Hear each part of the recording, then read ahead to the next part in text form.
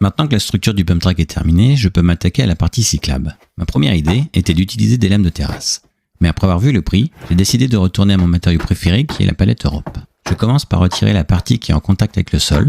Je ne l'utilise pas car elles sont pleines de gravillons et cela massacre les fers de la raboteuse. Je pousse les clous et je défais les planches avec un maillet. Et pour terminer, je retire les clous. Je passe aussi les planches au détecteur de métaux afin de m'assurer qu'aucun clou ne soit oublié.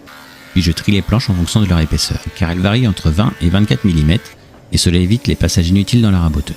C'est justement l'étape qui suit. Après cela, c'est à la scie sous table que je m'occupe des champs. Je fixe 2 profils en aluminium pour me faire un grand guide où les planches tiennent entièrement. Je coupe un côté et une fois qu'elles sont toutes passées, je m'occupe de l'autre. Maintenant qu'elles sont prêtes, je les coupe à la bonne longueur avec la scie anglais.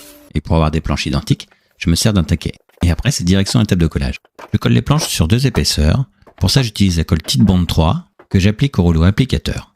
C'est un outil vraiment pratique si on a de grandes surfaces à coller et qu'on ne veut pas gaspiller de la colle. Je ne peux coller les planches que par 4. Car même si j'ai une belle collection de serre-joints, c'est le maximum que je puisse faire avec. Je laisse 24 heures à la colle pour sécher, puis je libère le tout pour recommencer. Ce qui fait qu'il y a eu en tout 20 jours de collage. Du coup, en attendant pour ne pas rester à rien faire, je réalise des chevilles avec une mèche à bouchonner et des morceaux de bassin que j'ai coupés en lamelles à la scie angle. Elles me servent pour l'emplacement des clous quand elles formaient une palette. Je trouve cela plus propre que de mettre la pâte à bois. Et comme je perce de façon à reprendre la planche du dessous, je me dis que cela renforce le collage. Après, je découpe la partie qui dépasse à la scie vibrante, puis un nouveau passage à la raboteuse pour une surface définitive et bien propre. Je réalise cette opération des 2 côtés, ce qui fait que j'ai dû faire au moins plus de 1000 chevilles. Après ça, j'arrondis les 4 bords de la partie cyclable, car les arêtes sont une zone assez fragile de la planche, et je trouve aussi que c'est un côté plus esthétique. Je ponce toutes les planches au grain 120, et je les perce là où elles seront vissées. Ça évitera qu'elles fendent à ce moment. Je suis prêt pour la finition, mais avant cela, j'applique un primaire sur le dessus des planches. Vu que c'est des vélos qui passeront dessus, je fais le maximum pour que la peinture adhère.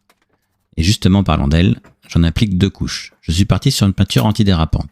Je voudrais pas que quelqu'un glisse quand le bois sera mouillé. Avant d'installer la piste, je fais les finitions sur la structure. J'agrafe un grillage que j'ai préalablement peint en noir, afin d'éviter que rien ni personne n'ait l'idée d'aller dans la structure. Et pour éviter que l'herbe ne pousse à l'intérieur, je mets en place une bâche. Comme ça, ce sera plus facile pour l'entretien du terrain. Et après des jours et des semaines de travail, je peux enfin visser les planches à la structure. Je commence par visser celle du bas, ensuite pour un espacement constant, j'ai imprimé en 3D des petites cales que je place entre les planches. Et je fixe les planches à la structure avec des vis Craig. Je mets aussi un aide-marche sur la première et la dernière planche du pump track pour éviter qu'elles s'abîment au moment de monter dessus et de descendre en vélo. Maintenant que toutes les parties sont terminées, je peux enfin installer cette première section de pump track dehors. Pour éviter qu'elle bouge, je les fixe entre elles avec des platines. Et j'ajuste les pieds avec des cales, là aussi imprimées en 3D. Et voilà, la première section de pump track est terminée. Il ne reste plus qu'à mettre un peu de terre